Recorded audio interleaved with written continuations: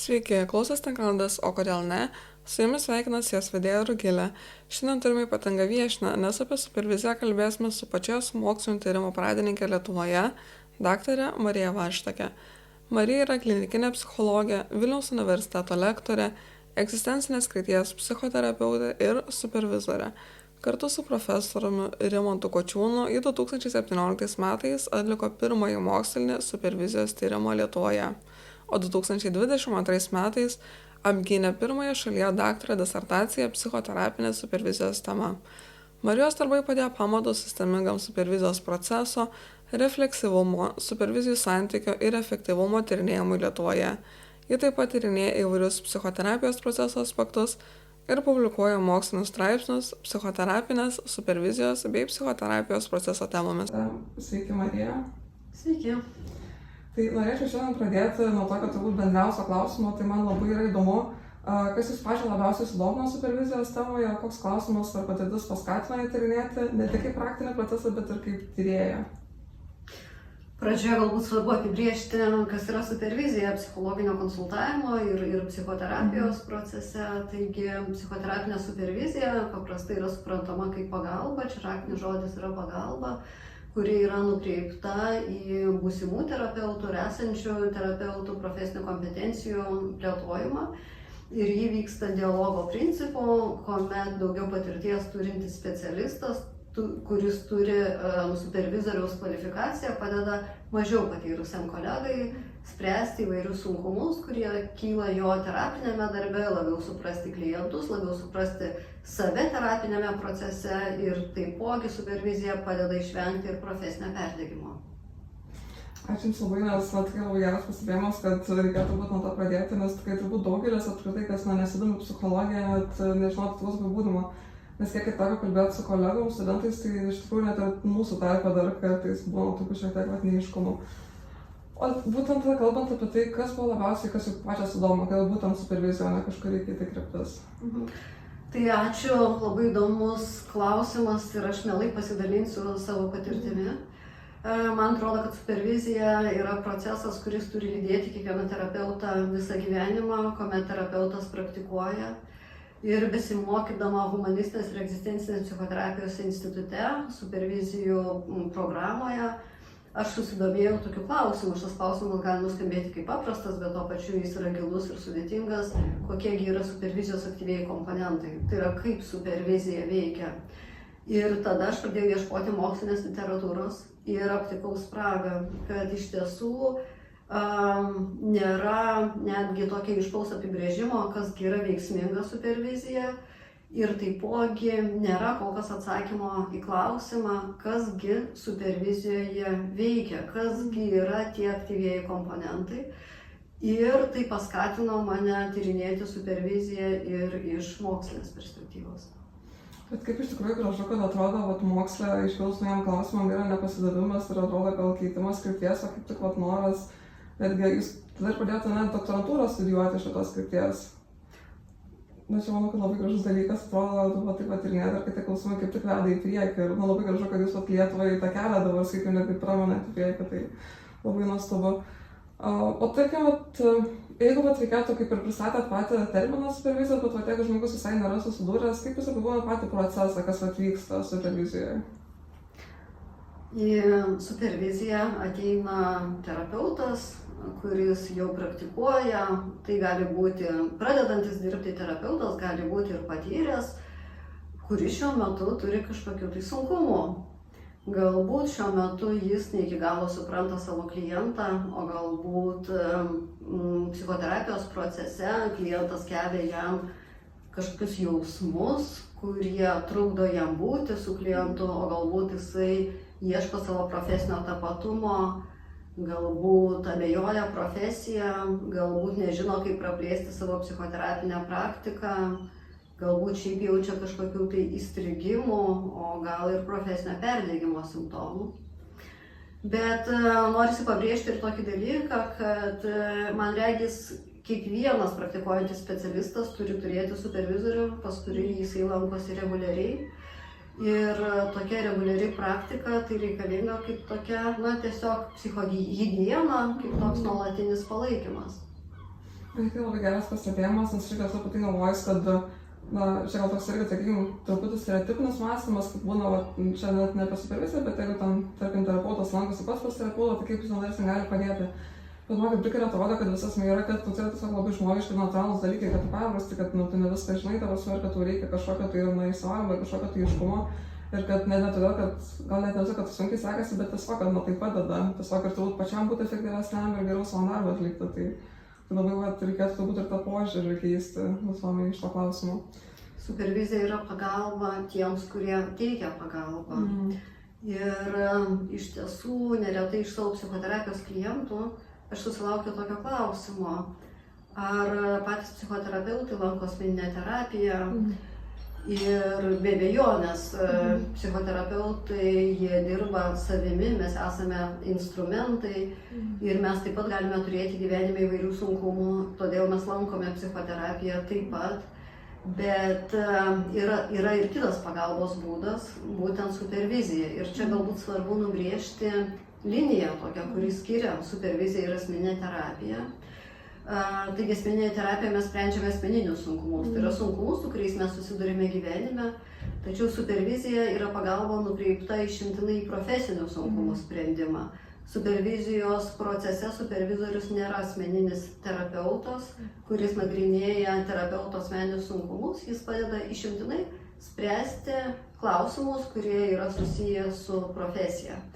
Kartais būna tokia labai slidi riba tarp supervizijos ir terapijos, nes supervizorius pastebi, kad galbūt supervizuojamojo kažkokie sunkumai, kuriuos jis išgyvena šiuo metu, trukdo jam būti su klientu. Tuomet supervizorius pažymi tą sunkumą, bet į jo asmeninį sunkumą jis nesigilina ir pasiūlo tą sunkumą spręsti asmeninėje terapijoje. Bet tikrai man labai įdomiai užsikabino mintis, tai kaip sakėt, kad, na, tarkim, ateina, sakykim, terapeutas į superviziją, dėl to, nes turbūt ir klientas kelia kažkokių jausmų, tai čia turbūt tas patveikinimas ten eitų į tai, bet čia irgi labai įdomu, kur tada būtų ta riba iš jau supervizija ir asmeninė terapija, nes, na, turbūt apskritai dėl ko turbūt reikalinga asmeninė terapija, nes, na, natūralu, kad tas žmogus, na, jisai perkelinėja kažką ir tavo kažkokius vidinius dalykus kelia. Ir man gal dėl ko tai yra įdomu, kad mes gal matom tą siekimą kažkokios kitos pagalbos iš šono kaip kažkokį minusą. Nes atrodo, tai yra kaip tik ir tą pačią galimybę augti, nes natūralu, kad tave paveiks, kad tas žmogus turėtų daug galėti apie save tame procese išmokti. Tai čia lygiai taip atrodo. Norėčiau atliepti tai, ką jūs pasakėte. Iš tiesų, tam tikros kompetencijos negali būti auginamos, kuomet terapeutas lanko seminarus, paskaitas ar skaito knygas, nes ten jis niekada neišgirs apie savo terapinį atvejį. Supervizijos metu jis gali įsigilinti į savo kliento atvejį, į tai, kas konkrečiai jam yra sunku šitoje situacijoje, kokie jam kyla jausmai. Ir tokia kompetencija kaip refleksyvumas, tai yra geriau pažinti save, savo klientą, visą procesą, kas vyksta tarp terapeuto ir kliento, ir taip pat gebėti konceptualizuoti visą procesą. Tai šis įgūdis formuojasi išimtinai supervizijos procese. Apie tai aš rašau ir savo daktaro disertacijoje. Bet čia tikrai labai įdomu, nes aš šito laiką sakau pastebėjęs, kad kartais žmonės, tarkim, vis yra būtent šitoj, kaip jūs profesionaliai pameta tą faktą, kad mes irgi žmonės esame ir kad tai niekaip netims iš savęs to, kad tave paveikia, tu kažką projektuoji, jeigu tu nelankai terapijos ir tu nedirbi su savo jausmais ir tik žiūri, bandai savo tik technikas ir būtent profesinius įgūdžius gerinti, tai niekur nedingsta tie visi žmogiški dalykai. Bet tikrai norėčiau labiau pasigilinti į tai, kaip ir sakėt, kad dabar net ir turėt būtent refleksyvumą, kaip būtent prieiti prie to, kodėl manote pasivaik, kad refleksyvumas yra tas esminis dalykas, kuris toks svarbus, nes tikrai atrodo, kad yra ne tiek pastebimas, kiek man neteko bent jau girdėti. Vėlgi, skaitant mokslinę literatūrą, aš pastebėjau tokį dalyką, kad yra terminų tokia painiava, kas yra refleksija ir kas yra refleksyvumas. Ar galėtume dabar, atsiprašau, kaip tai paaiškinti, nes tikrai manau bus neiškumo. Tai refleksija, kuomet mes reflektuojame savo darbą jau po įvykusio įvykio. Tarkim, buvo terapinė sesija, mes grįžtame namo ir permastom, o kasgi įvyko tame procese. Bet refleksyvumas yra visai kitoks procesas, jis vyksta čia ir dabar, kuomet terapeutas yra sąmoningas yra su savimi, kontakte su savimi, tuo pačiu jis yra kontakte su savo klientu, supranta ir įsisąmonina, kas vyksta tarp jų šiuo metu. Tai reiškia, panaudoja tinkamas terapinės intervencijas, pasirenka tinkamą buvimo būdą su klientu, būna čia ir dabar, pasirenka atsiverti ar neatsiverti, būti tylos pauzėje ar ją nutraukti ir tuo pačiu dar mato visą tą procesą lyg iš viršaus, tai yra konceptualizuoja visą procesą. Ir visi šitie išvardinti dalykai, jie vyksta vienu metu, tai yra simultaniškai. Ir mes su kolega viename mokslinėme straipsnėje, kuris buvo publikuotas žurnale Psichologija 21 metais, aprašėm išimtinai šią kompetenciją kaip tokią labai svarbią ir taip suformulavom jos apibrėžimą tam, kad mokslinėje literatūroje nebūtų painiavos tarp refleksijos ir refleksyvumo. Ir toliau gilinantis, aš aptikau, kad tikrai tokia svarbi kompetencija yra neišskirta kaip atskira ir kaip būtina plėtoti. Ir literatūroje aptikau tokias užuominas, kad ji gali būti plėtojama būtent supervizijos procese. Ir iš tiesų, tuos dalykus, kuriuos aš išvardinau, kur kitur galima jų išmokti, tik kartu su supervizoriumi. Todėl aš ir pasirinkau pasižiūrėti į refleksyvumą kiek giliau ir netgi atlikau tokius du pjūvius.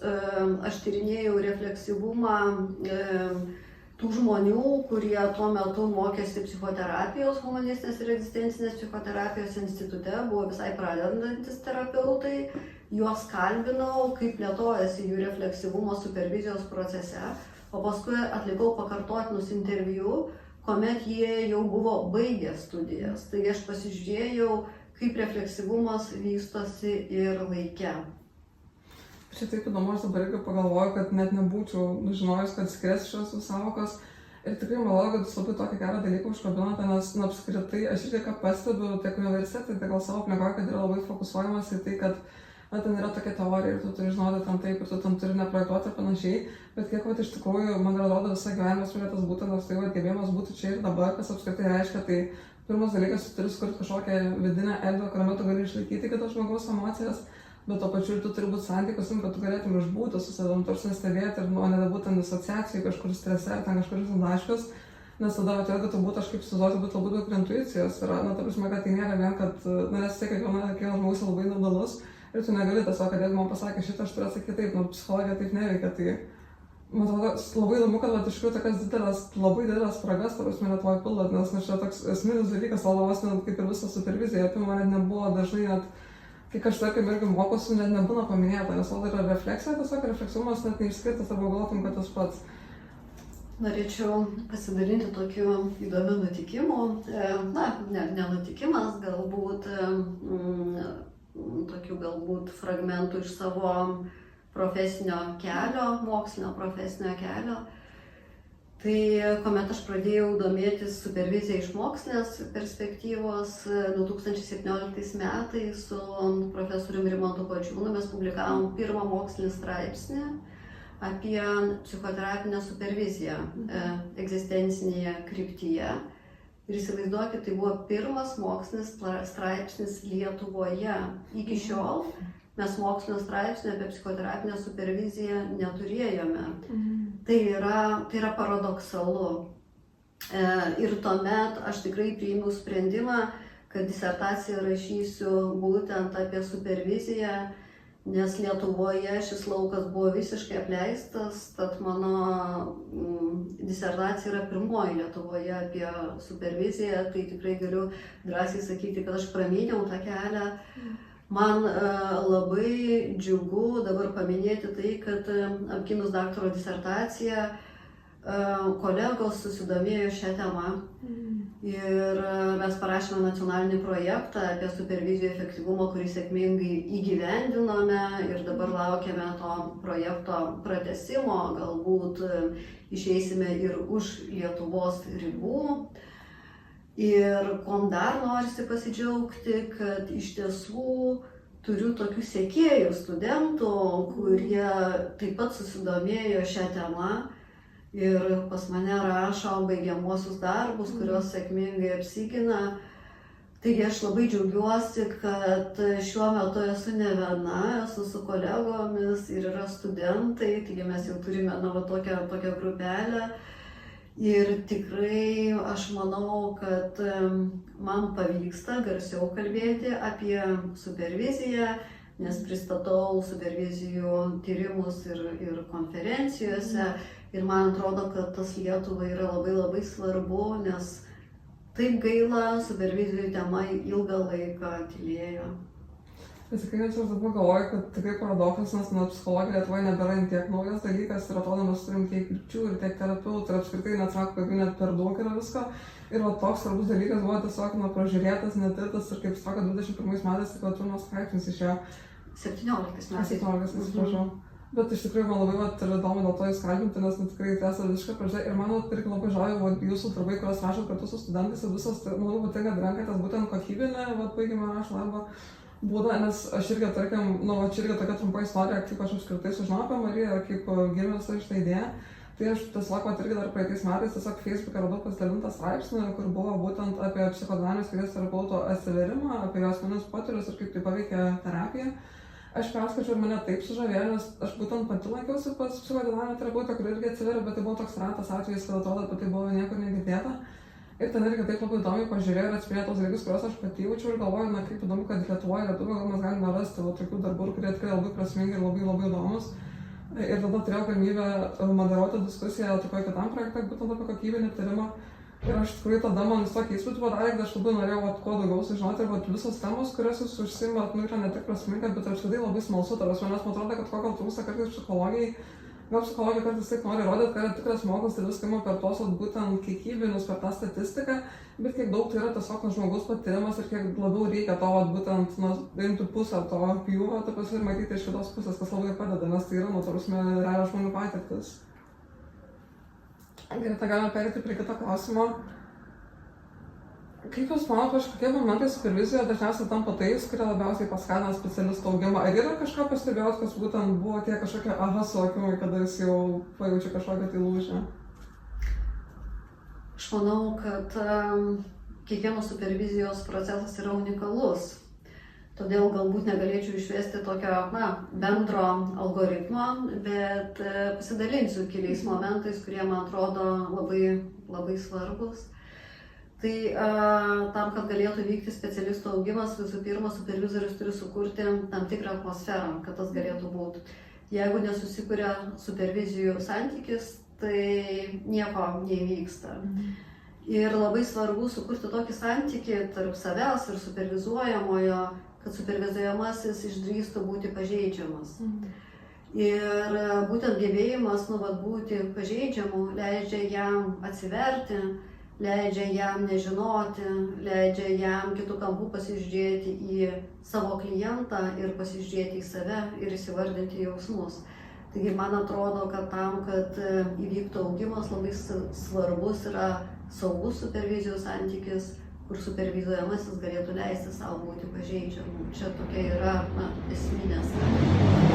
Ir iš tiesų, kaip ir terapijoje, ne technikos gydo žmogų, o būtent psichoterapinis santykis. Taip ir supervizijoje čia yra pats pagrindinis dalykas, yra supervizijos santykis. Ir tai galioja tiek individualiom supervizijom, tiek grupiniam taip pat. Aš tikrai įsivaizduoju, nes turbūt terapeuto darbas yra sunkus, nes tu toks esi labai, dažniausiai tas žmogus, kuris turi žinoti, kuris turi laikyti erdvę kitam, ir tai yra labai tokio, galbūt sakykime, kaip ir stiprybės dalykas. Ir turbūt man atrodo, kad gal toks ir stiprybė truputį gal nesuprasta, nes turbūt būt pažeidžiamu yra stipriausias dalykas, tai yra sunkiausia, ką tu gali padaryti, tai atsiverti būti to tokio nežinančio poziciją, nes visi iš to vis tikisi atsakymų, kažkokio tai visko žinojimo. Man toks šiaip kilo pastebėjimas, kad, nežinau, ar jums taip pat atrodo, kad yra toks, atrodo, paradoksas apie žmonės, kaip jie supranta mokslą, kad iš mokslininkų tikisi kažkokią vieną atsakymą. Tai jeigu tu studijuoji, dabar ten turėtų labai man trumpai, ten labai kompleksišką, nežinau, klausimą padaryti, ten žmogus toks gimsta, ar ten yra kažkaip galima ten skaitingi tai kažkoginti, tai noriu ten, kad yra taip arba ne. O iš tikrųjų turbūt, kai aš pastebėjau mokslą, tai yra, nu bent iš mano mažos studijų patirties, tai tu kuo daugiau mokais, tol daugiau nieko nežinai. Tu supranti, kad tai yra taip kompleksiška, yra tiek daug sudedamųjų dalių, kad nu nėra atsakymų į nieką tokio aiškaus. Aš labai pritariu jūsų minčiai. Man, kaip mokslininkiai, kur kas svarbiau yra ne atrasti kažkokius atsakymus, bet iškelti vis gilesnius klausimus. Kalbant apie supervizijos procesą, tai tie terapeutai, kurie tik tai pradeda dirbti, jie iš tiesų labai nori žinoti, tai yra gauti kažkokį atsakymą arba netgi algoritmą. Pavyzdžiui, jeigu klientas pasako tą, ar aš turiu pasakyti tą ar kitą, bet kuomet terapeutai pereina į kitą raidos stadiją, profesinės raidos stadiją, jie nebekelia klausimo, ką daryti, jie kelia klausimą, kaip būti ir jau atsisako to noro žinoti, pripažindami kito žmogaus unikalumą ir tai, kad su kiekvienu žmogum mes kuriame unikalią terapiją. Bet kai jūs galvojate, turbūt, nu, vat, apie ką esu pagalvojus, kad, nu, iš tikrųjų tu gali žinoti visas teisingas technikas, būtų labai daug paskaitas, bet jeigu tiesiog tu negali išbūti su savim, su savo mintim ir tu tiesiog turbūt, nu, man labai atrodo, kad gal čia reikia tos psichoanalizės kaip tiesiog galbūt dalykas, bet jeigu tu, net ir jeigu sakai visus teisingus dalykus, bet tu viduje esi labai dideliam nerime, tai žmogus nenurims jisai jaus tiesiog, ir net jeigu ten žodžiai bus tokie, kad aš tave suprantu ir aš esu šalia, bet, nu, tu nesi ir va, viskas yra jaučiama. Ir mes gal labai kažkaip gal kartais nurašom tą žmogišką aspektą dalį to pačio jautimo, kad tai nėra vien technika ar žodžiai, kaip sakė, kad tai net nėra svarbiausia dalis. Noriu pasidalinti tokiu labai svarbiu aspektu apie supervizijos santykį. Kažkaip iškilo dabar mintis, kaip jūs kalbėjot. Tai mano vienas iš mokslinio tyrimų atskleidė tai, kad supervizijos santykis formuojasi netgi ne tik pačios supervizijos procese, bet ir iki supervizijos. Tarkim, tyrimo dalyviai yra atskleidę tai, kad jeigu jie ateina į superviziją ir jaučia, kad jie yra nelaukiami, nu, vat net įeidami į kabinetą pas supervizorių, jiem kyla toks jausmas, kad santykis yra šaltas, kad jais, na, niekas nesidomi, jų nelaukia. Net buvo paminėti tokie dalykai, kad tarkim supervizoriaus rankos paspaudimas, paklausimas tiesiog pradžioje, kaip tu gyveni ir apie ką tu esi, yra labai svarbus supervizijų santykio formavimui. Kaip pat iš tikrųjų įdomu, kad man atrodo dažnai mes antiek nesuvokiam, kiek yra ta turbūt neverbalinė kalba, ne vat reikalinga, kiek mes manom, kad vat žodžiai, ten pasišypsojimas, o kaip iš tikrųjų kūnas smegenis skanuoja visai ne tos dalykus ir kiek pajutimas apsididelis yra. O Rugilė, tai jūs palėtėt tokį ypatingai svarbų aspektą, kuriuo aš irgi labai domiuosi. Žinot, supervizijų literatūra, beje kaip ir psichoterapijos literatūra, apie neverbalinius aspektus rašo labai mažai. O tarkim apie tokį labai svarbų fenomeną kaip tylos pauzės netgi tyli. Keli mano studentai yra parašę labai įdomius kokybinius darbus apie tylos pauzės psichoterapijos procese. Ir vienas magistro darbas yra parašytas apie tylos pauzės supervizijų procese. Ir iš tiesų neverbaliniai aspektai kartais yra nuvertinami, bet jie yra tikrai labai labai svarbus. Aš pati esu atlikusi vieną tyrimą irgi apie tylos pauzės supervizijos procese ir atsivėrė tiek įdomių dalykų, kad tarp supervizoriaus ir supervizuojamojo tylos pauzėje vyksta gilus dialogas, kad tos įžvalgos, kurias pasako supervizorius tylos pauzėje, nusėda kažkur giliau. Aš dar nesu publikavusi to tyrimo, jis tik, dar laukia, aš dar, esu duomenų apdorojimo procese, bet iš tiesų tai yra labai įdomus ir svarbus aspektas, bet kol kas literatūra apie tai tyli. Bet kaip iš tikrųjų įdomu, nes aš gal tą savo terapijos labai pastebėjus, kad atrodo, būt labai tokių ir tylos pauzių. Ir šiaip atrodo, kur net būna kaip ir apie nieką nekalbė, arba kalbė atrodo kaip tik apie labai paprastus dalykus, bet tiesiog jaučiu su terapeute labai, tikrai stiprų ryšį, aš jaučiu jos palaikymą, aš jaučiuosi ten emociškai saugi, aš ten galiu atsipalaiduoti. Ir atrodo, mes ten gal juokiamės apie kavą, apie kasdienybę, net nesai ta pokalbė yra kažkokia atrodo emociškai gilus, bet aš tiesiog viduje jaučiu, kad aš rimstu, aš jaučiu, kad man viskas kažkaip galvoje dėliojasi, aš nurimstu, mano kūnas atsipalaiduoja, man kyla kažkokie suvokimai ir tai atrodo, tai yra taip įdomu, nes atrodo, jisai tiesiogiai kažko nepasakė ir atrodo, aš esu buvus pas terapeutą, kognityvinės krypties, kur jinai labai daug visokių teikinėjo, ten pas tą mąstymą, kad šitas ir ten labai tokių čia visokių technikų taikė. O aš tiesiog kaip sėdžiu panikai, man dar didesnė panika ir atrodo, kaip ir daug visko pasakė, bet aš atrodo net nesugebu to suvirškinti ir viskas toks atrodo labai didelė sumaištis. Ir atrodo, kaip ir net toks lieki labai nesupratęs, kas čia įvyko. Bet man kaip tai atrodo įdomu iš tos pusės, kad, tarkim, psichologija yra jaunas mokslas ir kiek mes dabar dalykų, kuriais mes manom, kad jau žinom ir išmanom, kiek iš tikrųjų turbūt dar po kokį 10 metų suprasim, kad visiškai svarbiausių aspektų net nebuvom palietę. Ir kaip įdomu, kad būtent per tokius darbus, man taip patiko ta jūsų idėja, kad esmė nėra atsakymą naujų klausimų, nes tik tų klausimų kyla dar įdomesnių ir net nebėra taip svarbu į tą pirmą atsakyti, dar įdomiau, kas ten dar slepiasi. Ir čia gal tos kaip svogūnas, kur sluoksime, mes net nežinom, kiek iš tikrųjų ten slepiasi viduje.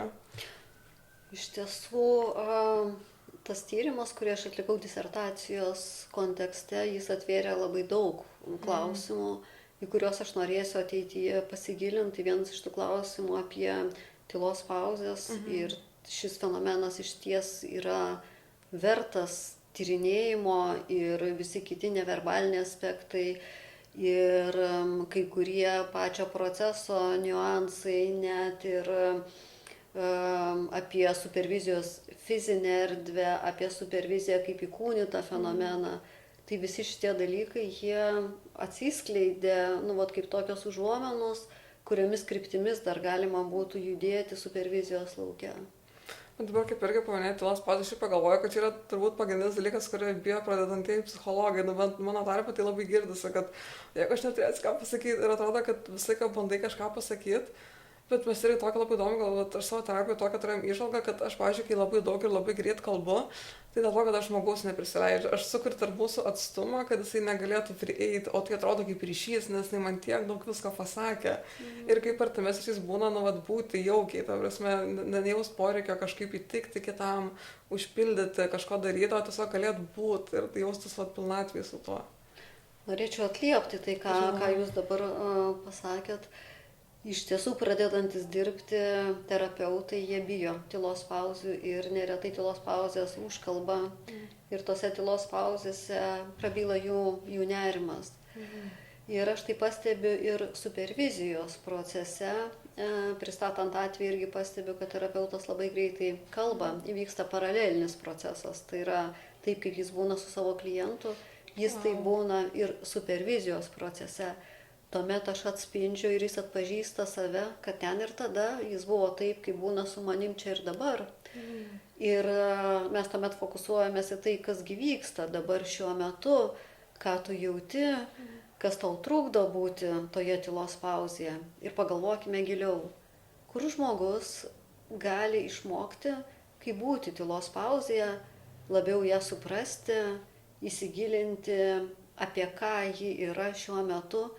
Jokioje knygoje, jokiose mokymuose, jokioje paskaitoje tu neišgirsi apie tai, bet tu gali tai patirti dabar su kitu, tai yra su supervizoriumi, kuris šiuo metu tau yra kaip veidrodis, jis atspindi tau tai, kas vyksta su tavim šiuo metu ir nutiesia tiltus į tavo terapinę sesiją. Tai žinok, jūs pasakėt ir aš dabar negaliu suvokti, kaip mes tas, kaip tiek metų per terapeutai dirba iš to dalyko, nes čia atrodo tiek visiškai visa esmė, kad atrodo, kaip mes galėjom praleisti visišką esmę.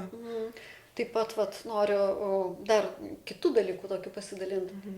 Tarkim, o kaip būsimą specialistą išmokyti, kaip kurti santykį su jo klientu. Tai, kad jis perskaitys knygoje, kas yra empatija ir kas sudaro empatiją, kokie komponentai, bet tos žinios jos liks negyvos. Jos turi pradėti gyventi jo praktikoje, o praktika turi būti reflektuojama su supervizoriumi. Aš netikiu tą idėją, kad mes mokomės iš klaidų. Iš klaidų mes nesimokome. Jeigu mes nereflektuojame savo praktikos, tai klaidos įsisenėja. Iš klaidos mes galime pasimokyti tik tuomet, jeigu kažką tai padarome su ta klaida. Tarkim, man kyla abejonė, man kyla klausimas, aš atsinešu į superviziją ir kartu su supervizorium apie tai kalbu. Tada taip, iš klaidos mes mokomės, bet iš pačios padarytos klaidos mes tikrai nesimokom. Klaida mums nesuteikia išmokimo. Bet dabar tikrai labai teisingai sako, nes aš galvoju, pati klaida, jeigu tu nežinai, ko ją pakeis, tai ta prasme, tai... Ir man atrodo, gal yra tas didelis dalykas, nes tai turbūt tas pastebėjimas klaidos yra toks momentinis sąmoningumas. Aš dabar pastebiu, tu paskui terapijoje tu vėl eini tą tokį darimo, gydymo, kažkokį padėjėjo, ta prasme, rolę, kur tu vėl nebesi sąmoningas, tu vėl nebestebi savo kūną ir net jeigu tu turėjai tą gerą intenciją, tiesiog nėra to sąmonės lauko apskritai. Bet man dar labai įdomu, nes aš labai dažnai bent savo turėsiu girdžiu tokią frazę, kad man viskas gerai, aš atėjau padėti kitiems ir man jinai labai gąsdina, nes, būtent, kaip ir jūs, man labai prašiau tiko jūsų tas pozicija apie tai, kad yra gerai kaip veidrodis, nes man tai net nėra apie tai, kiek terapeutas yra ten geras, kompetentingas ar nekompetentingas, tai yra tai, kad tiesiog, tu negali fiziškai savęs matyti iš šono. Tas vis tiek iš šono žmogus, ypač su didesnė patirtim, supervizorius, jis matys tuos dalykus ir čia net nėra kompetencijos dalykas, bet lygiai taip pat ir tu klientą matai kitaip, nes jisai pats gali suvokti daug, bet jis nemato savęs iš šono ir vien tas dalykas, gal tokį truputį sumažinti tą kažkokį lūkestį, kad galbūt ateina kažkokia baimė, kad aš kažką gal netinkamai darau, nors tiesiog žmogiškai natūralu, kad tu tokį žvilgsnį tiesiog fiziškai negali turėti ir gal tai dėl to yra labai naudinga. Norėčiau superviziją aprašyti per tokią metaforą, man labai patinka kalnai. Ir jeigu mes terapijos procesą galėtume įsivaizduoti štai taip, kad mūsų klientas lipa į kalną, į savo gyvenimo kalną ir šalia jo lipa jo terapeutas, kuris galbūt su kokiu prožektoriumi nušviečia jam kelią, padeda jam lipti tuo kalnu, parodo kažkokias vietas, kurių klientas nepastebi. Ir jie juda, abudu tuo kalnu, dirba tikrai sunkų darbą, dalinasi atsakomybę, kartais sustoja, pasižiūri, kiek kelio nueita, kur toliau jiems lipti. Ir terapeutas yra susitelkęs į savo klientą ir į kelią. Bet iš kur jam žinoti, ar tikrai tuo keliu jie juda? Žinoma, jis gali paklausyti savo kliento, mes nenusprendžiam už klientus, kuriuo keliu mums reikia judėti, bet vis tiek abejonės kyla, o galbūt vis dėlto aš tempiu kažkur klientai, kažkokį keliuką, kuris jam nėra aktualus. O kaip aš jaučiuosi šitam kelyje? Ir tada į pagalbą ateina supervizorius. Supervizorius yra tas, kuris pasako, sustokim ir pasižiūrėkim į šį procesą, taip iš viršaus. Vat štai jūs nuėjote tokį ir tokį kelią, jūs aptikote štai tokius ir tokius dalykus, ar pastebėjote vieną ar kitą dalyką. Ir tai yra toksai žvilgsnis iš viršaus arba žvilgsnis iš šalies. Supervizorius yra neutralus, jis nėra santykyje su klientu ir dėl to gali tikrai kur kas detaliau pamatyti, kas vyksta diadoje. Tarp kita ko pasakius žodį diada, tai noriu vėlgi nutiesti tiltą link mokslinių tyrimų. Tai kalbant apie supervizijos proceso mokslinius tyrimus, kol kas mes galime aptikti tik tai vieną pjūvį. Moksliniai tyrimai yra atliekami arba iš supervizoriaus, arba iš supervizuojamo perspektyvos ir labai trūksta diadinio supervizijų tyrimų. Ir būtent tame nacionalinėme projekte apie supervizijų efektyvumą mes jau atlikome diadinį longitudinį tyrimą, kuomet kalbinome supervizorius ir supervizuojamuosius, tai yra tas diadas. Tai supervizorius, kaip tik jis yra tas žmogus, kuris gali pamatyti visą tą dinamiką diadoje, kas yra labai svarbu, nes pats terapeutas, jam sunku taip pamatyti iš viršaus. Ir kitas dalykas, paskutinis galbūt, kurį norėjau paminėti, kalbant apie šį aspektą, tai labai svarbi yra supervizoriaus savybė mokėti skraidyti tokiu malūnsparniu, čia perkeltinė prasme, kuomet supervizorius gali pakilti ir šiek tiek aukščiau ir prisiartinti ir arčiau prie pačio supervizuojamojo ir pažvelgti į jų procesą iš įvairių perspektyvų. Bet aš dar pagalvočiau, galbūt net ir toks šiaip bendrinis dalykas, ką mes turbūt ir visiems kartuojam, kad, šiaip, kai tu žiūri per arti problemas, tu matai labai ribotą vaizdą ir kai tu atsitrauki atgal atitolsi, tu matai labai platą paveikslą, kas turbūt ir yra labai iš šono.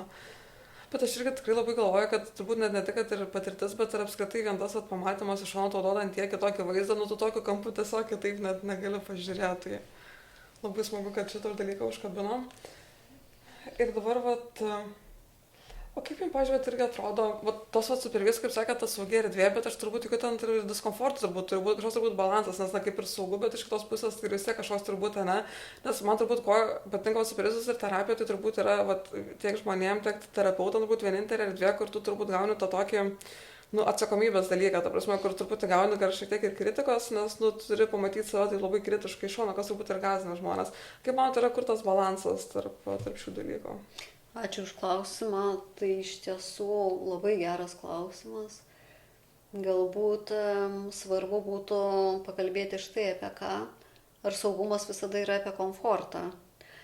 Aš nemanau. Aš nuoširdžiai netikiu, kad komforto būsenoje mes galime pasiekti kažkokį tai augimą.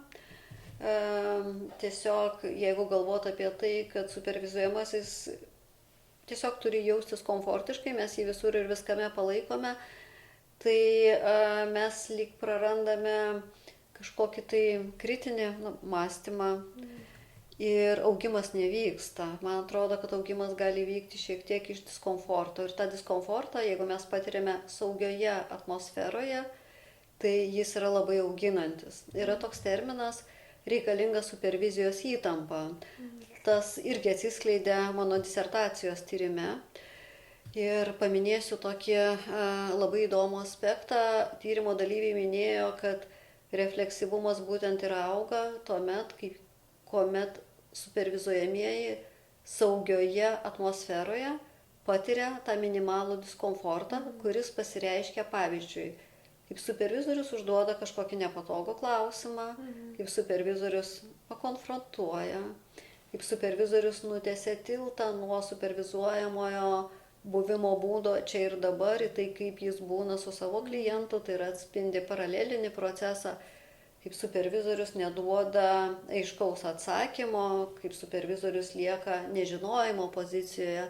Visi šitie dalykai, jie tikrai plėtoja refleksyvumą, bet jie kelia būtent tą reikalingą supervizijų įtampą. Kalbėdama apie reikalingą supervizijų įtampą, jokių būdų aš neturiu omeny nerimo ar baimės, tas tikrai slopina refleksyvumą. Ir kasgi sukelia supervizuojamiesiems nerimą ar baimę. Pavyzdžiui, jeigu supervizorius yra labai kritiškas, kategoriškas, nelankstus, jeigu supervizuojamasis negauna iš jo jokio palaikymo, jeigu grįžtamasis ryšys yra nesubalansuotas, tai tada supervizuojamasis supervizijos procese galvoja tik apie save, kaip jam išbūti tame nerime, arba netgi bijo su supervizorium pasidalinti. Tai tas toks supervizoriaus buvimo būdas yra visiškai netinkamas. Bet jeigu supervizorius balansuoja tarp palaikymo, bet taip pat jis nepraranda ir to kritinio situacijos matymo ir palieka dalį ir neapibrėžtumo, neskuba duoti kažkokių tai atsakymų ar algoritmų, tai tai ir kuria reikiamą supervizijų įtampą.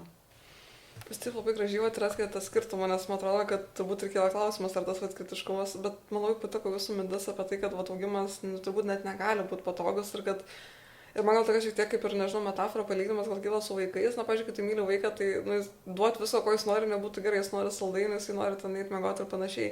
Ir tu sąmoningai darai tai, kas jam galbūt nėra tiek patogu, bet yra naudinga. Ir man atrodo, kad turbūt tas pats vyks ir supervizijose. Šiaip terapija yra apie tai, kad tu neduosi atsakymą arba patylėsi, bus nemalonu, bet tai yra ir augina. Dabar jeigu tu tiesiog sutiksi su visko, ką tau žmogus sako, tai blogai baigsis. Apie manęs, ne visi tie dalykai, kuriuos daro, yra galbūt labai jam, nežinau, efektyvūs ar tinkami tuo metu. Ir kaip turbūt tas toks irgi turi labai žiūrėti žvilgsnį į priekį, tiesiog, kad šią akimirką, bet turi matyti ilgesnę perspektyvą, nes jeigu tiesiog norėsi pagal žmogų tą akimirką, tai ten jį teisins ir jis niekada net nesikeis, o turbūt tas ir pasakymas, o truputį gal konfrontacijos, kad kiek tu pats tą situaciją, kuri arba kokį indėlį tu tame įdedi, yra, atrodo, gal nėra meilu tą akimirką, bet yra labai didelė meilė, nes, taip, tai žmogui nuo to geriau bus vėliau gyvenime. Ir kaip mes galbūt, dažnai žiūrim iš tos, tik tai, iš to galbūt, momentinio, nežinau, malonumo. Jeigu man šią akimirką mane geria, man patinka, bet jeigu man kažką kabinėsi, tai gali net gal per daug asmeniškai priimti. Pavyzdžiui, supervizuojamasis gali sakyti, mano klientas yra nemotyvuotas. Ir aš galiu tai priimti ir mes galim galvoti, kaip dirbti su nemotyvuotu klientu. Bet aš galiu paklausti supervizuojamojo, tai dėl kokių priežasčių jis taip greitai nusprendė, kad jo klientas yra nemotyvuotas ir priklijavo jam tokią etiketę, o galbūt kokia yra jo atsakomybė į tai, kad jo kliento motyvacija yra žema. Ir, kaip girdite, tai yra dvi skirtingos prieigos.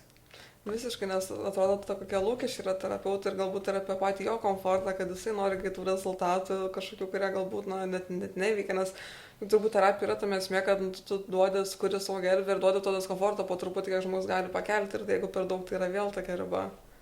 Bet man tik tokia mintis kalba apie tai, kad kaip dažnai terapeutai iš tikrųjų sprendžia savo diskomfortą, o ne kliento. Ta prasme, kad iš to, kad jiem yra nejauku, jie užpildys tylos pauzes ir jie bandys labai greit gelbėti. Ne tai, kad žmogui reikia išbūti ir sužinoti pačiam atsakymą, bet jiem norėsi pasakyti arba jau parodyti, arba žiūrėti, tu tiesiog, taigi šitą daryti, taigi čia aišku yra. Ir tai yra kiek net kito apie tavo negebėjimą. Ir man gal dar tokia dar viena mintis veda prie visos apie visą tai, ką jūs kalbėjot. Kad yra apie tai, kad ant kiek, jeigu tu nesugebi kurti ryšį su savim, tai tu negali neskursi su klientu, nes jeigu tu nuo savęs bėgi, tai ir nuo to žmogaus bėgi, tu jisai man nemalonu, toks to ištvarkysi, kad tik tai nereikėtų tiesiog būti. Ir tas turbūt yra, kad kai nėra pažydžiamo, nėra ryšio tada. Ir mėtomės kažkokiam, nukuriam atstumą protingom frazėm ir kažkokiais tai metodikom ir kažkokiais patarimais ir ginčiamis galbūt. Tai, ką jūs paminėjote, tai gali būti toks reiškinys, kad sunku išbūti tiesiog su savo kliento stipriais jausmais. Ir tokią problemą taip pat supervizuojamieji atsineša į superviziją. Ir galbūt čia verta paminėti, kad individualiose supervizijose kartais yra naudojama tokia supervizijos forma kaip garso įrašo supervizija. Nes yra tam tikrų momentų, kurių supervizuojamasis negali aprašyti, jis turi atsinešti garso įrašą. Tarkim, jeigu man yra užduodamas klausimas, galbūt aš buvau pernelyg aktyvus terapinėme procese, kaip man žinot, ar jisai aktyvus buvo ar ne, jis negalės man to nupasakot. Ir paprašau tuomet, kad būtų atneštas garso įrašas. Ir iš tiesų, neretai mes perklausydami su supervizuojamaisiais kartu, tą garso įrašą pastebim, kad nebuvo išlaikytos tylos pauzės, kad buvo labai daug skubėjimo, kad buvo daug žodžiavimo ir bandom suprasti, įsisąmoninti, kas vyko su supervizuojamuoju tuo metu. Ir tikrai prieiname prie tokių gilių jausmų, kad, tarkim, juto nerimą, sunku buvo išbūti su jo kliento jausmais, tada galima pasigilinti, ar tai yra specifiškai su šiuo klientu, o galbūt iš esmės ir gyvenime tokių jausmų bijo. Jeigu taip ir gyvenime nutinka, tai tuomet jau čia yra kelias į asmeninę terapiją. Taigi tuo noriu pasakyti, kad supervizija neapsiriboja tik atveju pristatymų, kuomet ateina supervizuojamasis ir papasakoja apie savo klientą, apie procesą, apie tai, kaip jis būna su klientu, bet yra tam tikrų niuansų, kurių neįmanoma perteikti, todėl reikalingas garso įrašas. Taip pat kartais naudojamas ir video įrašas, kad pamatyti neverbalinės kalbos tam tikrus niuansus. Taipogi, kalbant apie supervizijų rūšis, tai egzistuoja tokia kaip grupinės supervizijos forma, taip pat gyvo darbo supervizija, kuomet tiesiog žmonės mokosi terapinio proceso, jį simuliuodami, vienas būna klientas, kitas konsultantas ir yra supervizorius, kuris pakomentuoja jų procesą. Man iš to, kai jūs kalbėjau, gal tokia mintis, kad mes turbūt ir į terapiją kaip klientai ateiname ieškoti atsakymų ir turbūt, kai rodom kažką tirti, ieškodami atsakymų ir ateini superviziją, ieškodamas atsakymų. Ir viskas, ką randi, kad tau tiesiog reikia išmokti būt su nežinomybė. Kad turbūt visą tai grįžta tiesiog į tai, kad niekur nėra aiškaus atsakymo, niekur nėra kažkokio tai aiškių gairių ar kažkokio tai standartų, pagal kurį galėtum susitaikyti. Ir tu tiesiog turi išmokti būti savim su nežinomybė ir tiesiog pratintis prie to. Tai labai įdomu, nes atrodo visai kitaip, net nepažiūri iš tos pusės. Ateini tiesiog po tokio, pasimsi žmogų, kuris žino už mane daugiau, kad man dabar išspręstų, nes šitą atveju aš tiesiog nežinau. Gal gerai, kad nežinai. Pritariu jūsų minčiai, kad gebėjimas išbūti neapibrėžtume yra labai svarbus terapeuto įgūdis, nes kiekviena sesija, jinai yra pilna neapibrėžtumo, mes negalim numatyti, į kurią pusę mes judėsim. Ir taip pat ir supervizijos procesas. Ir man regis, supervizorius gali būti to pavyzdžių, kaip išbūti su neapibrėžtumu. Dėl to, man atrodo, kad supervizoriam tikrai nereikėtų skubėti pateikti atsakymų.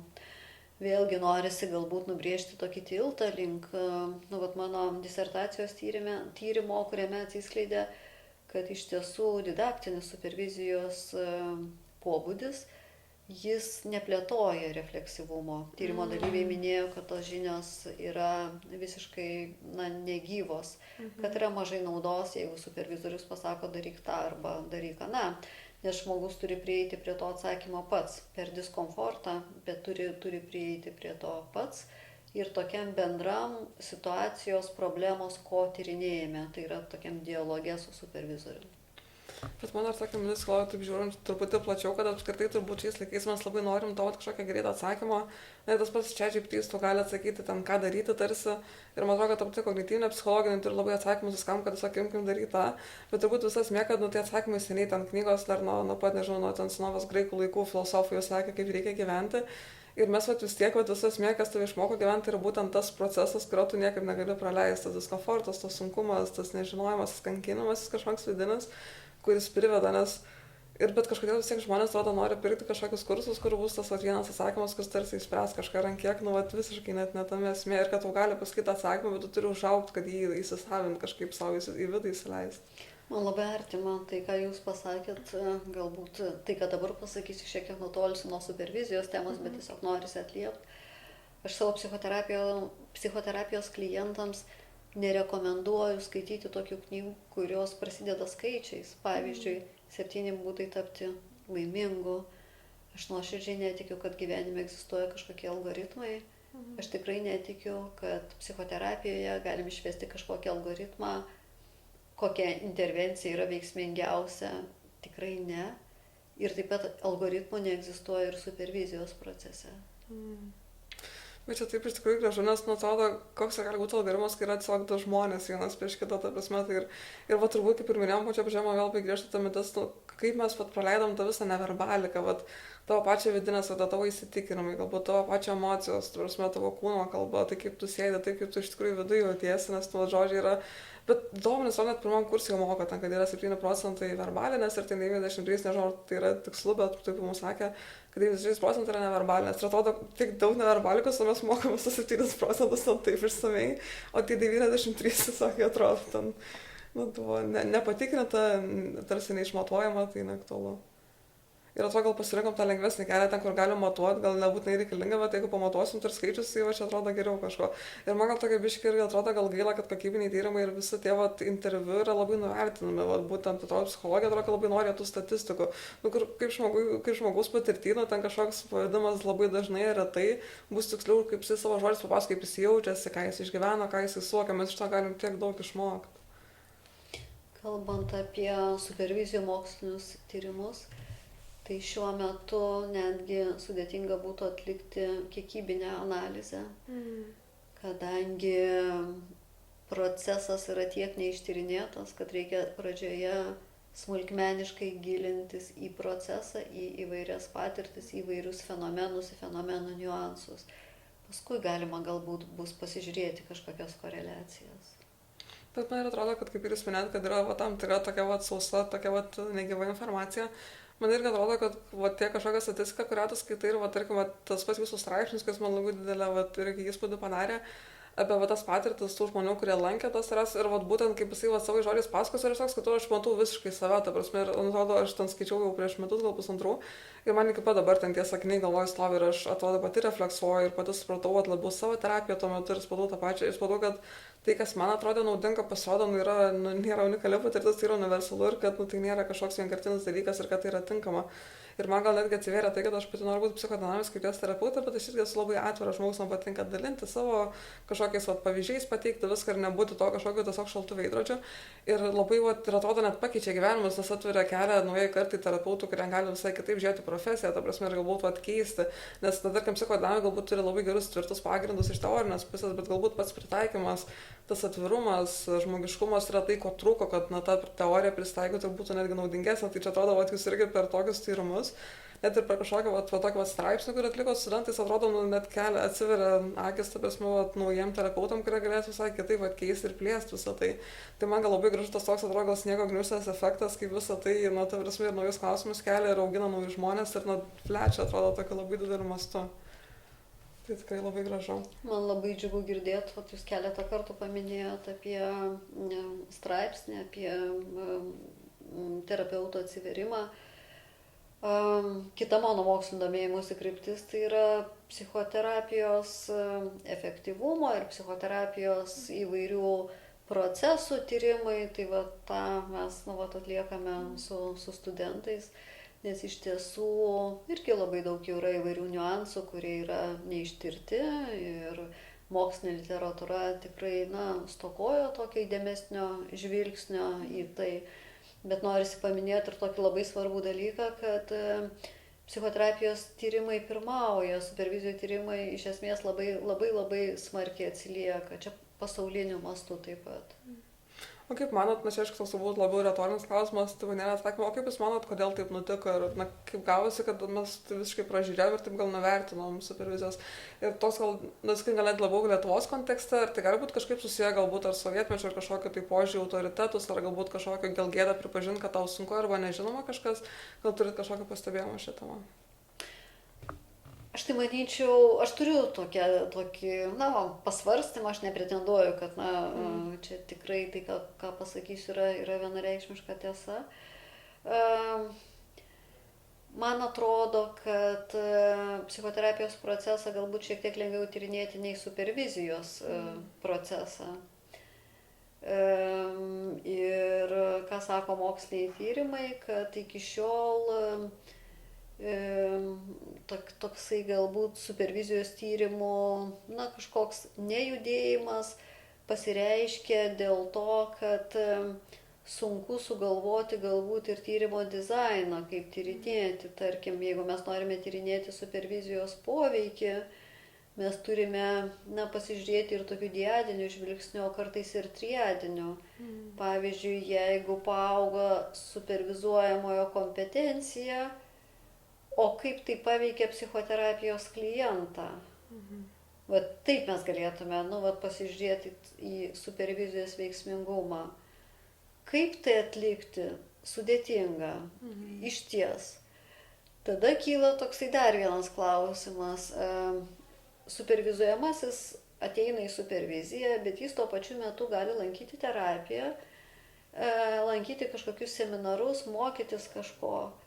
Kaip mes galėtume kažkaip atskirti, kur yra supervizijos poveikis, o kur yra kitų mokymų poveikis. Tai yra tam tikrų niuansų, kurie yra susiję su to mokslinio tyrimo dizaino konstravimu. Tai tikrai supervizijų tyrimai jie yra tokie pakankamai sudėtingi. Bet tikrai nes galvoju, apskritai, net ir žmogų tyriant yra tas, kad tu nežinai, kas ten tik suveikia, nes ir asmenybės skiriasi, patirtis skiriasi, amžius skiriasi. Dar kaip jis visą kaip ir sakėt, ta prasme, vienas santykis ir klientų ir kitas kalbus vėl kaip turbūt kaip tą pokytį matuoti, nes tas pats, kad galbūt tas žmogus tą akimirką laimingas, nereiškia, kad ilgalaikį perspektyvą jam padėjo, gal tiesiog jis gauna kažkokį trumpalaikį pasitenkinimą. Turbūt net nebūčiau susimažinęs, kiek tai yra platu ir sudėtinga, nes ir iš tikrųjų yra tiek daug skirtingų žmonių ir nėra jokio vieno kažkokio tikslaus būdo pamatuoti, kas yra tas geras pokytis. Tai turbūt kaip ir su terapija tas pats, tu nelabai žinai, ta prasme, kas tiksliai padėjo ir kaip tai bus ilgalaikėj perspektyvoje. Kalbant apie supervizijų mokslinius tyrimus ir kokia kryptimi jie juda, tai yra tokios dvi pagrindinės kryptis. Tai supervizijos efektyvumo, tai yra labai svarbu vis dėlto išryškinti, kokie yra supervizijos tie aktyvieji komponentai, kas supervizijoje veikia ir jau aišku, kad reikia atlikti ir diadinius, ir triadinius, longitudinius tyrimus kokybinėje paradigmoje. Nu, tai yra iš ties faktas. Ir tokia kita kryptis, koks yra poveikis būtent psichoterapijos klientui. Nes supervizija, ji nukreipta į pagalbą supervizuojamajam, tam, kad jisai būtų efektyvesnis pagalboje savo klientui. Tai yra tas pagrindinis gavėjas, tai yra psichoterapijos klientas. Ir kaip ir minėjau prieš tai, va, toks tyrimo dizainas jis iš ties yra labai labai sudėtingas. Jo, nes tikrai atrodo labai toli tęsiasi ta visa grandinė, iki kur turėtų pasiekti. Ir turbūt vėlgi tu kaip supervizorius tu irgi nežinai, kaip sekasi paskui, kaip atrodo, nes vis tiek gyvai negali pamatyti, nebent įrašą ne visada, tai ir, nes gal jis, tarkim, supervizijos žmogui jau geriau sekasi, jis supranta, o paskui būt vėl išjungia nerimas ir tada vėl gali kažkaip kitaip aktyvuotis ten kiti mechanizmai. Supervizijoje mes kalbame apie tai, ką pavyko ir ko nepavyko integruoti į terapijos procesą. Tai tokie klausimai yra keliami, bet iš esmės šis aspektas yra labai, labai svarbus. Vat, kaip supervizijos radinius integruoti į terapijos procesą. Kokie veiksniai būna lemiantis, kad nepavyksta. Ir man tokia mintis kilo, kad šiaip atrodo, gal toks būna požiūris kartais, kad, kas yra baisiausia pabaigus studijas, tai kad, dabar dirbsiu vienas, bet iš tikrųjų, neturi būti vienas, būtent kaip supervizija ir kažkaip atrodo, retai net kažkas pamirš šitą dalyką, kad, iš tikrųjų, tu visada gali turėti žmogų, kuris galės išklausyti, duoti tam tikrus atsakymus, sukurtą erdvę, kur tu galėsi išbūti su visais tais klausimais, kurie kyla. Rugilė, irgi norėčiau atliepti tai, ką pasakėt. Tai, kuomet pradėjau studijuoti doktorantūrą ir atėjau su supervizijų tema, susidūriau su tokiais skeptiškais žvilgsniais, tai kaip čia aš sugalvojau tokią temą. Iš tiesų, tai buvo, tada tas skambėjo kaip ypatingai nišinė tema, tai 2017 metai. Ir dabar mane labai džiugina, kaip ir minėjau prieš tai, kad turiu kolegų, su kuriais mes, rašome projektus mokslinius, atliekame tyrimus ir kaip ir leidžiame supervizijai garsiau kalbėti ir studentai apie tai girdi ir iš tiesų mūsų profesija psichoterapeutų yra labai vieniša. Etikos kodeksas mus riboja tiesiog su šeimos nariais, su draugais kalbėti apie tai, ką mes patiriam terapinėme procese. O kurgi mums dėti tos jausmus? Tai tam ir yra supervizija. Taigi supervizija, kaip ir minėjau prieš tai, tikrai reikalinga visą praktikavimosi laikotarpį. Ir labai, aš ir studentam apie tai kalbu ir man kažkaip džiugu girdėti, kad lyg ta sėkla, kurią pasėjau, ji dabar jau duoda tokių vaisių, yra rezultatai. Rezultatais vadinu ne tai, kad kažkokių daug klausimų gavome, bet keliame vis gilesnių, tai yra ne tai, kad daug atsakymų gavome, bet keliam vis gilesnius klausimus apie tą procesą. Nežinau, kad aš kol jūsų klausau, aš tiesiog pagalvoju, kad mane toks labai kilo įkvėpimas, kad gal man kartais psichologija būna nuobodi, nes atrodo, tu mokais tokius šiek tiek labai senus dalykus ir ten taip atrodo, kas taip pat per tą patį. Bet mane dabar netgi įkvėpė stoti į VU ir būtent, galbūt kažką tokio tyrinėti ir būtent iš tos pusės, kad kaip yra faina ir gera, kad yra dar tiek neatsakytų klausimų ir jų bus dar daugiau ir kad tu tiesiog realiai gali, man galbūt tas aspektas labai kaip iš jūsų pusės, kad tu gali išsirinkti tokį vieną dalyką, kuris galbūt labai mažai tyriamas, būt visiškas pradininkas tame, dėl to, kad jums yra įdomu ir paskui atsiranda tie pasiekėjai ir taip gražiai auga, ta prasme. Ir kad nereikia bijoti tokio rinkimuose tų kažkokių mažiau populiarių, mažiau tyrinėtų, mažiau girdimų dalykų, kad tai kaip tikra net priešingai. Tai mano tema buvo visiškai nišinė, tai jūs įsivaizduokit pirmas mokslinis straipsnis ir pirma disertacija su supervizijų tema. Wow. Ir noriu paminėti tokį dalyką, kad aš nesustojau tyrinėti tik individualią superviziją, pagalvojau, kad reikia eiti toliau. Tai dabar esu su studente pradėjusi tyrimą apie grupinės supervizijos procesą. Irgi aptikau, kad grupinės supervizijos procesas irgi nėra ištyrinėtas. Tai tie klausimai, kuriuos kėliau individualios supervizijos procese, juos keliu ir kalbant apie grupės superviziją. Bet kad turbūt reikia niekada galime nepasiduoti tą iliuziją, kad jau tarsi viskas atsakyta, viskas nuveikta ir iš tikrųjų pažiūrėjus giliau, visko randi. Bet man turbūt labai gražu ir gal neaišku, kas jūsų neštų, yra tas toks labai gal siekimas savo širdies, ta prasme, kad ir būtent kaip mokslininkai labai svarbu turbūt tikrai klausyti savęs, paieškoti kažkokio naujo klausimo ir net neieškoti tarp tų, kas jau yra ištyrinėta, bet gal sekti savo vidinį smalsumą ir kaip nuveda prie labai didelių pasiekimų, ta prasme, net tokio visiškai naujos krypties tyrinėjimo visoje šalyje netgi. Dar noriu pasakyti keletą tokių minčių, kurios kilo dabar. Man labai svarbu, kad atliktas mokslinis tyrimas nebūtų padėtas į stalčių, o jis gyventų savo gyvenimą. Tarkim, tie moksliniai tyrimai, kuriuos atlieku kartu su studentais arba su mokslininkų grupe, jie yra pritaikomi praktikoje. Mes atliekame mokslinį tyrimą, parašome rekomendacijas, kurios gali būti pritaikytos psichoterapeutų mokymų programuose, supervizorių mokymų programuose. Man, pavyzdžiui, mano visi atlikti moksliniai tyrimai padėjo plėtoti savo kaip psichoterapeutės ir kaip supervizorės kompetencijas. Aš be galo esu dėkinga visiems tyrimo dalyviams, kurie sudalyvavo mano interviu ir dalinosi savo patirtimis apie tai, kaip auga jų refleksyvumas supervizijos procese, kokie veiksniai padeda, kokie veiksniai trukdo.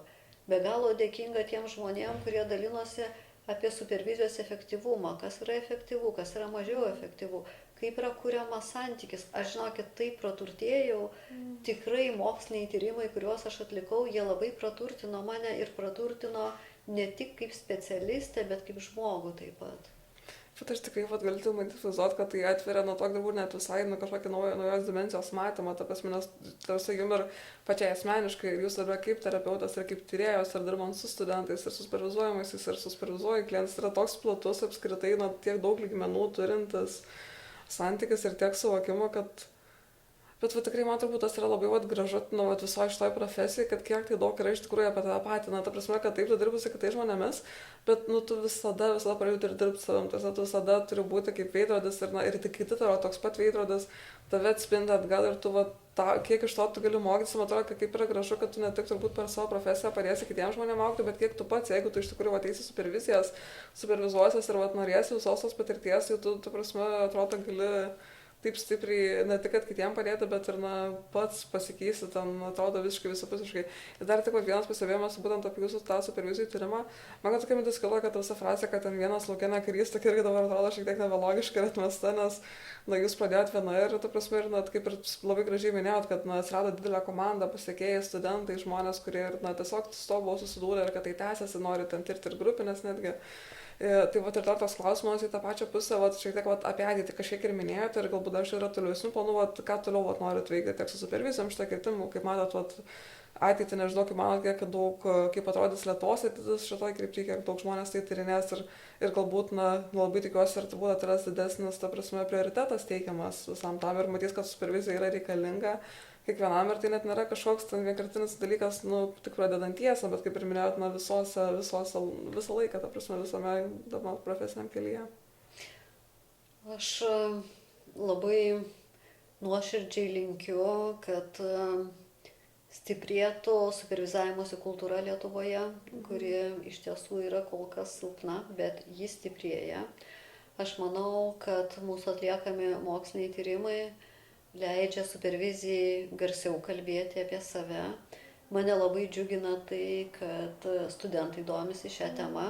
Reiškia, yra pastiprinimas, reiškia, yra žmonės, kurie norės ir tęs supervizijų mokslinius tyrimus.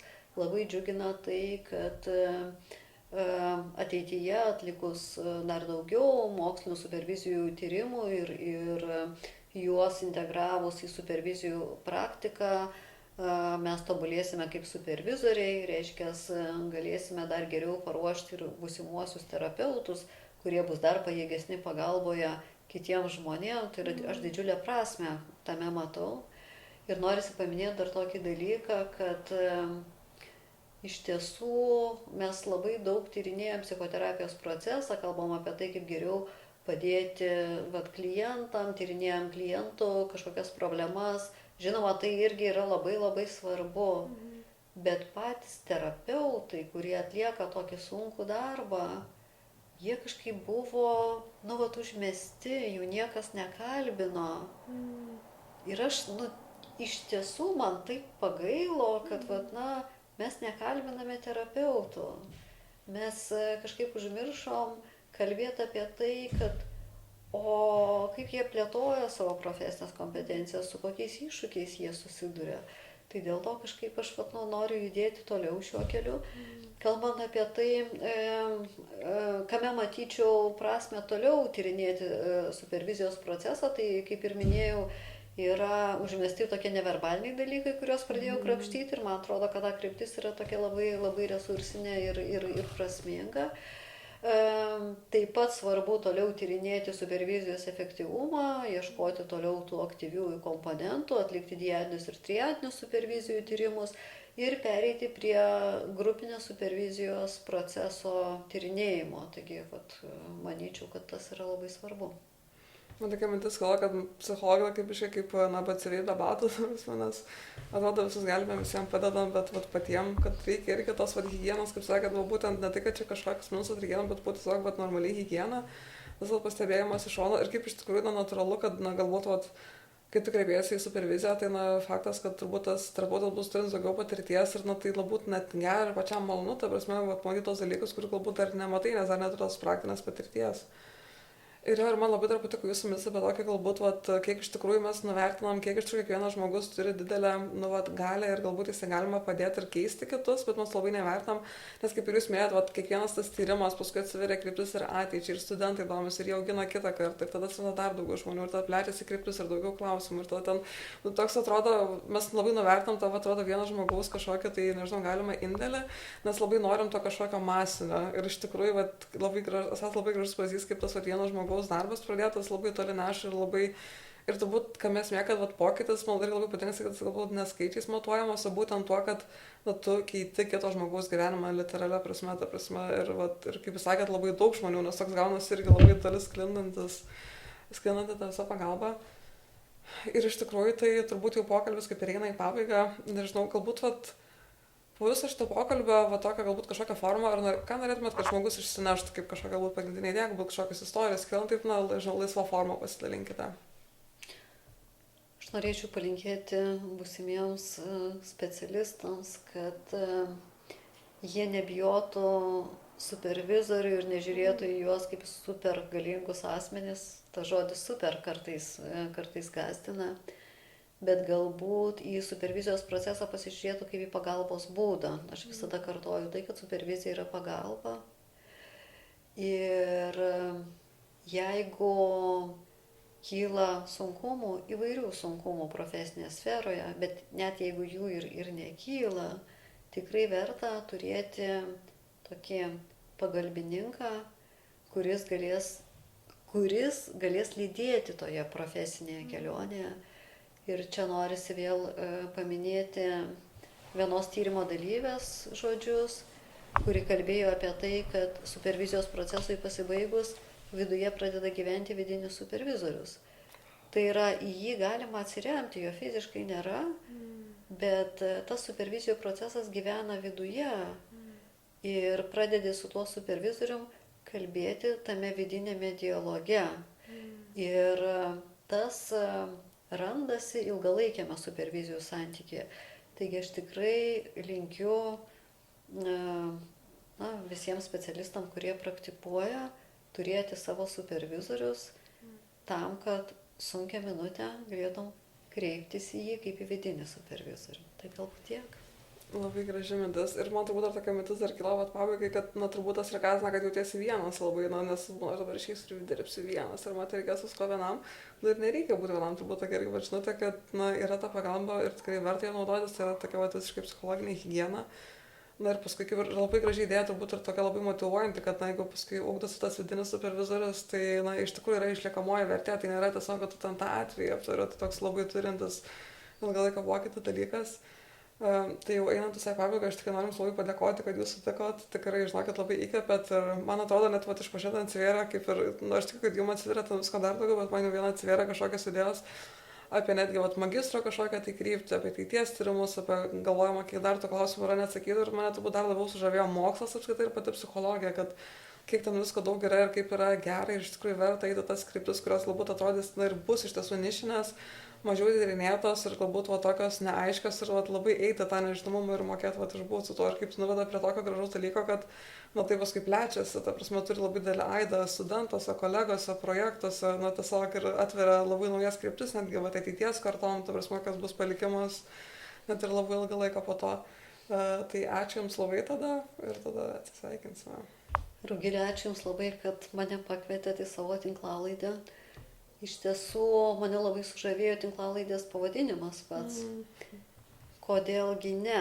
Jis toksai apie laisvę, apie naujos perspektyvos pamatymą. Ir aš pati savo 2017 metais, nepaisant kitų kritikos, pasakiau, o kodėlgi nepatyrinėti supervizijos procesą. Ir prašau, tikrai man atrodo, prasmingas kelias yra nutiestas. Ir toksai turintis perspektyvą gyventi ir ateityje. Va, mane čiurpai nuėjo per kūną. Vat kaip iš tikrųjų įdomu, kad va, tas pats klausimas, kurį Jūs tada iškėlėt, man irgi... Aš dar tiesiog pasidalinsiu, nes vat, kodėl toks pavadinimas apstai, kaip sakau, tai buvo taip, kad aš dar kai keliavau po Pietų Ameriką, aš tuo metu buvau Peru ir buvo mergina iš Anglijos, kurią, nu, aš ją tiesiog suguodėm prieš savaitę, mes vienam kartu keliauti. Bet mes pasidarėm tatuiruotės, kodėl ne, tiesiog vat, vienodas, nes aš paskui supratau, kad ir būtent turbūt nuo 21 metų man buvo ta mintis, kad turbūt dėl to paskui 21, nes man labai vat, maišėsi. Nes būtent tada aš irgi savo pradėjau kelti klausimą, kodėl ne, ir aš supratau, kad tai yra klausimas, į kurį nėra atsakymą. Nu, dažniausiai tu negali niekaip argumentuoti, kodėl ne, ir tada buvo toks, kur tu visgi esi priverstas lipti iš komforto zonos ir daryti tuos dalykus.